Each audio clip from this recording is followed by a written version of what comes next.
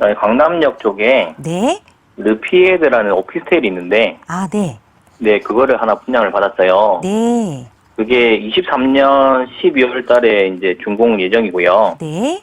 일단 가격이 좀 너무 비싼 상태였는데, 네. 요즘 뭐 10% 이렇게 내면은, 네. 일단은 뭐 가능한 상황이어서 네. 한번 도전해보게 됐는데, 네. 네, 이게 너무 비싼 바 보니까 이게 향후 전망이 좀 어떤지 좀 궁금했고요. 네. 네, 요즘 뭐 거기에 칠성 부지라든지 뭐 그다음에 그 뭐죠? 그 고속화? 그 경부선 고속화 뭐 이런 것 때문에 네. 약간 이슈가 있어서 일단 해봤는데 네. 일단 뭐 평수가 한 8평에서 한 9평 정도밖에 안 되는데 너무 네. 비싸서 네. 얼마에 분양을 받으셨어요? 이거 13억 정도입니다. 13억의 분양을 이미 받으신 상황이세요? 아니요, 이제 계약금만 넣은 상태고요. 네. 네, 중간중간에 중도금이 이제 들어가야 되는데, 네. 지금 계약금 뭐 그런 상태인 상황. 거고. 네, 계약은 한 상태입니다. 네. 알겠습니다. 강남역 근처에 있는 르피에르 오피스텔 지금 분양 계약금을 넣어놓으신 상황인데 금액이 너무 비싼 것 같아서 한번 대표님과 함께 살펴보도록 할게요. 인사 먼저 나눠보세요. 네, 안녕하세요. 아, 네, 반갑습니다. 안녕하십니까. 네. 우리 시청자님, 요거를, 앞으로 이거를 분양을, 제가 몇 가지 궁금한 것 좀 여쭐게요. 네. 분양을 받으면은 어떤 식으로 운영을 할 거예요? 처음에는 그 시세 차익을 좀 생각을 했었고요. 아니, 운영 방식. 전세, 운영 방식. 월세 뭐 있잖아요. 네. 일단 월세를 생각했었죠. 네네. 월세를 생각하군요. 월세라면은, 그럼 나머지 대출을 얼마를 받을 생각인가요? 대출이요? 예. 근데 이게 제가 뭐 자본금이 없는 상태에서 그냥 계약금 갖고 일단 진행하는 거라서 조금 좀 무모한 도전이긴 한데요. 네. 네. 그래서 조금 그렇죠. 네. 아니, 대출은 그 계약금 빼고는 다 대출을 받습니다. 계약금이 10%라면서요. 네네네네. 근데 90% 대출이 나온다고요? 그러니까 일단 70% 대출이 되고요. 그렇죠. 70%까지는, 이거 오피스텔이죠. 네네네네. 예. 70%까지는 가능한데, 네. 나머지 30%는 내야 되잖아요. 네. 그 이후에는 네. 일단은 분양할 때 분양 가격에 또 대출이 또 나오더라고요. 예. 네. 그래서 일단 그때 다시 또 대출을 한 번 더 받을 생각입니다. 아니, 대출 횟수는 중요한 게 아니고요. 네. 최대한 받을 수 있는 것이 내가 알고 있거는 약 한 70%거든요. 네. 그럼 30%는 현금이 있어야 되잖아요. 네. 이게 계약금이든 잔금이든 어쨌든 30%는 있어야 될 거 아니에요. 네. 또 취득세도 내야 되고 하니까. 네. 그럼 30%만 따지더라도 약 한 4억이잖아요. 네. 4억 현금이 있어야 되잖아요. 네. 예. 이게 있냐 이 말이죠, 제 얘기는. 지금은 없는데.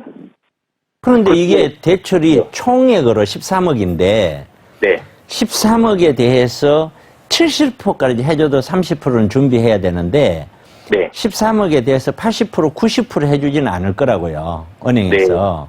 네. 그러면은 이거 준비도 안 됐는데 이거를 구입했다는 게 조금 이해가 좀 안 가고요. 네. 그 다음에 두 번째는 뭐 조건은 대충 제가 알겠어요. 네. 아는데 이게 만약에 전세를 넣는다고 하면은 네. 제 생각에 전세가 3억을 크게 넘어갈 것 같지는 않아요. 네. 이거는 이제 제 예상이에요. 네. 이건 틀릴 수도 있습니다. 네. 근데 이게 통상 9평 정도 같으면은 강남을 제외한 나머지 비강남 쪽에 되고는 약 한 2억 한 3천, 2억 5천 요런 정도 수준이거든요. 네. 그러니까 대충 3억을 제가 예상을 한 거예요. 네네. 전세로 가정을 하더라도 얘는 13억에서 4억 되면 10억이라는 돈이 이게 있어야 되는 거니까 이것도 말이 안 맞고요. 그러니까 제가 생각했을 때는 어떤 생각이 드냐면은 일종의 이 방송상의 용어가 적절한지는 모르겠는데 그냥 들어갔다가 중간에 뭐 어떻게 잔금 때 시세 차익 보고 나오고 뭐 이런 생각을 하셨나. 네. 그런 생각도 드는데 네. 기본적으로 8평, 9평짜리 같으면 방 하나, 거실 하나거든요. 네, 맞습니다. 방 하나, 거실 하나짜리는 4평, 5평, 6평, 7평, 8평, 9평까지 쫙 있어요. 네. 서울 시내에.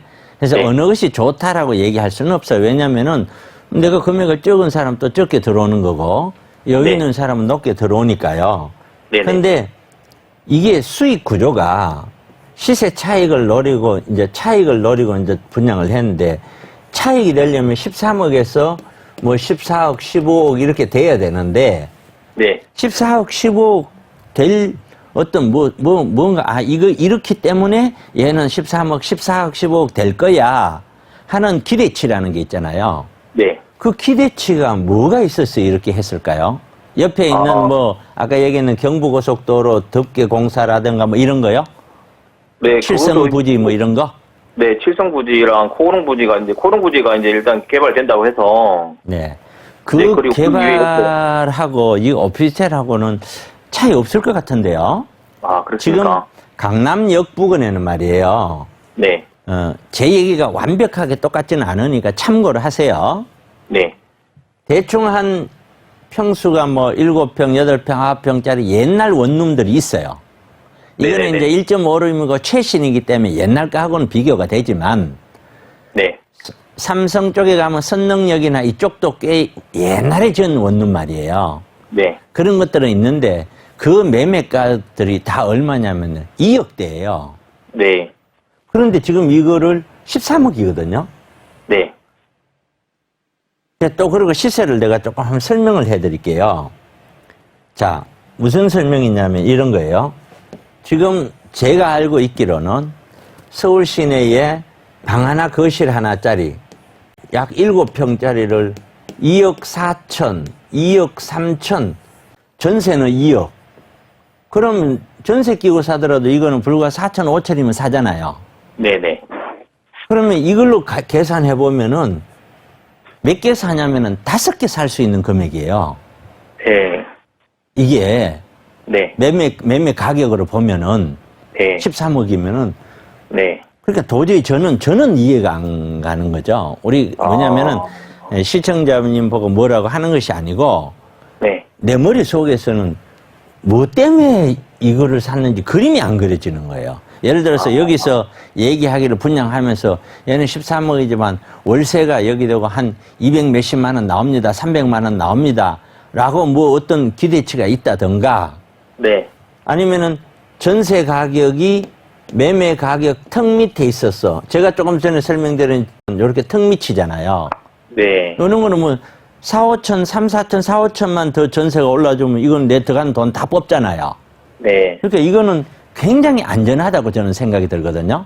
네. 이거는 올라가지 않아도 어차피 전세금만 그냥 5%씩만 이렇게 가도 10년 정도 가면 내 돈 다 뽑고 그만큼은 올라간다고 봐야 되거든요. 네. 그래서 방향은 소형으로 1.5룸이나 2룸 이쪽으로 잡은 거는 그거는 맞아요. 지금 이 시기에 그게 너무 모자라니까 정부에서도 역세권 오피스텔을 더 많이 공급하겠다고 했고요. 네. 그거는 맞는데 네. 서울시 이 넓은데 역도 많고 한데 도저히 저는 이 가격이 이해가 안 가요. 가격이. 네. 근데 이런 것들이 통상 분양을 받게 되면은 이게 해약도 안 되거든요. 그쵸. 등록금 대출까지 가버리면은. 네. 그러니까 이거를 이렇게 했으면 좋겠어요. 그냥 시장 상황을 좀 한번 둘러보시고요. 네. 시장 상황이라는 게 무조건 강남에만 꽂혀서 그러지 말고요. 네. 우리가 투자를 한다 그러면 아파트를 투자한다 그러면 왜 아파트인가? 아파트 중에서도 중소형, 대형이 있으면 어떤 거냐? 그러면은 이 지역의 A 아파트와 저 지역의 B 아파트, 재건축 아파트, 신축 아파트 이게 장단점이 뭔가? 네. 이런 걸 다 검토한 다음에 나는 내 돈으로 이 정도 더 주고 이렇게 가자 저렇게 가자 하고 선택을 해서 가는 건데 네. 그러면 서울시내 역세권에 있는 1.5룸 중심으로 가격대를 쭉 좀 살펴보고 네. 하다못해 진짜로 오늘 뭐 방송에 연결돼서 그렇지만은 아니 제 세미나에 와서라도 이런 걸 한번 알아라도 보고 네. 그런 다음에 이거를 이렇게 했다고 하면은 좀 이해가 가는데 그런 과정이 하나도 없으니까 네. 저는 지금이라도 다 좀 시장에 가서 한번 알아보고요.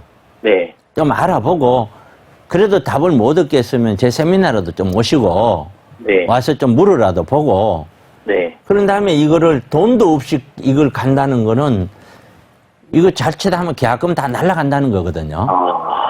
그 다음에 또 하나는 중도금을 만약에 중도금까지 치러버리고 나면은 계약금만 날아가서 될 일이 아니에요. 네. 계약금뿐만 아니고 중도금에 대한 어떤 이자 부분에 이런 것도 다 본인이 책임을 져야 돼요. 네. 그러니까 언제 중도금 내는 날짜예요? 중도금 일단 무이자로 일단은 하기로 돼 있는데. 사인을 해야 돼요. 대출 사인을. 그거 네네. 언제 하죠? 중도금은 첫 1차 중도금이 6월 15일입니다. 그럼 얼마 안 남았네요. 예. 빨리 하여튼 좀 알아보시죠. 이런 식으로.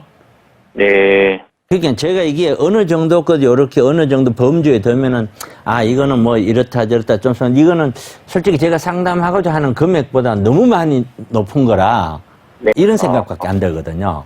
요즘 강남권이고 도곡동이고 뭐 이렇게 해서 네. 약간 호텔형 부티크 이래서 약간 그런 거 좀 많이 나왔잖아요. 네, 맞습니다. 네, 그런 그럼 것 혹시 중에 네. 얘가 1층이 있고 또 2층도 있나요? 네? 복층이냐고요? 예. 아니, 복층은 아닙니다. 복층이 아니거든. 복층 같으면 또 복층이라도 쓸 수 있으니까 면적이 넓으니까 예. 방 2개짜리겠구나 생각하면은 단순 평면 2개짜리보다는 조금 가격은 좀 낮을지 몰라도 또 어느 정도 뭐 이렇게 생각해 보겠는데 네. 이거는 제 머리로는 조금 그렇습니다. 이게 상황 설명이 안 되네요.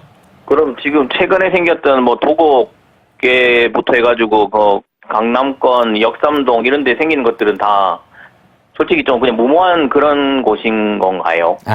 무모하다 이렇게 찾아봐서 제가 보지도 않고 얘기할 수는 없잖아요. 그렇죠? 네. 그렇지만 이런 거는 분명히 있어요.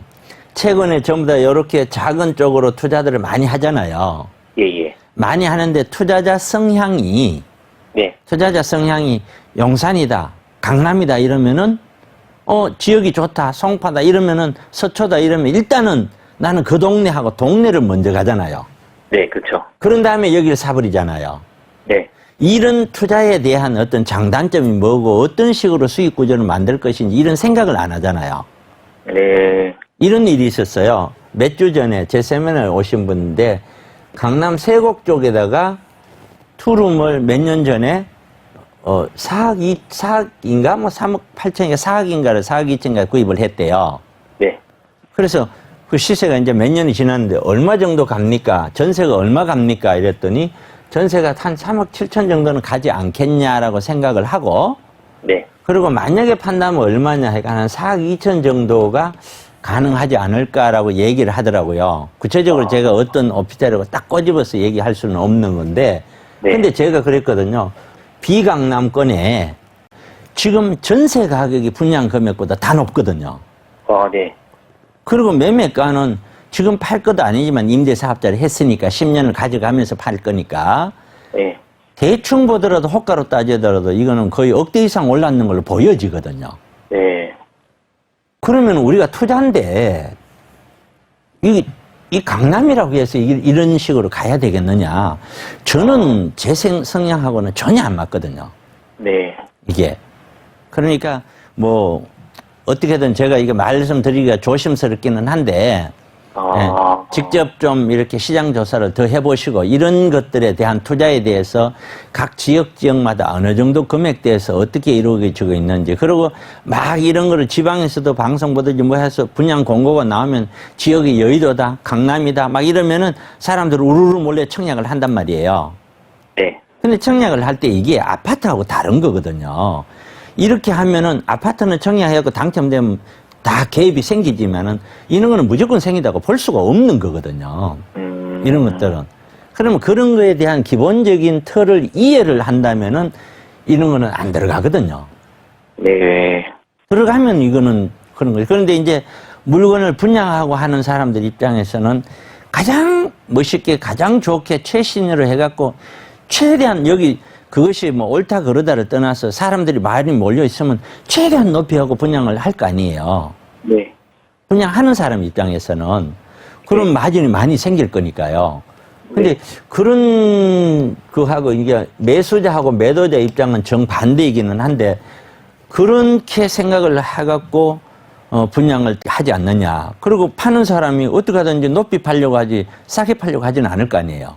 네. 그러면 결국에는 매수자인 소비자들이 이런 것들에 대해서 충분히 좀 고민을 하고 뭐 이렇게 해야 된다는 거죠. 어떤 사람들은 저처럼 이렇게 작은 거 이런 투자를 들어가도 이게 돈이 되겠냐라고 안 하는 사람들도 있거든요. 네. 이게. 근데 이렇게 큰 돈을 이렇게 들어가는 건 지금 이거 13억이면은 강북이나 어지간한 지역에 서울시내에 있는 20평대 아파트 가격에 강남을 제외하고는 다 20평 아파트 살 수 있는 금액이거든요. 그렇죠. 그 금액을 준비도 안 하시고 이렇게 하는 거는 저는 좀 너무 무모했다고 생각이 드는데요. 그래. 롯데 칠성부진이 뭐 이런 것들이 된다고 그게 그렇게 되질 않거든요. 여기에 이렇게 생각하면 돼. 여기 8평, 9평짜리에 수요자들이 집중적으로 이 동네 몰릴 거냐. 그러면 이 비싼 동네에 비싸게 살아야 될 이유가 있어야 될 거 아니에요. 수요자가, 세입자가. 네. 세입자가 예를 들어서 강남역이 필요하다면은 지하철 타고 한 15분만 가도 비강남에서 훨씬 저렴한 데 살 수 있잖아요. 네네. 근데 굳이 여기 살아야 될 이유는 없잖아요. 네. 근데 굳이 여기 살아야 될 사람은 한계가 있을 거란 말이에요. 금액이나 이런 것들이. 네네. 그거를 초과할 것 같다는 생각이 많이 들거든요. 근데 이야기가 많이 길어졌는데 네. 좀 시장 상황을 좀 해보시고요. 네. 그리고 이게 정확한 판단을 하기 어렵거나 할 때는 우리 사무실에 세미나 할 때 오셔서 네. 한 번 더 여쭤보시면 또 기타 자세한 건 할게요. 오늘 요만큼 할게요. 네, 알겠습니다. 예. 네.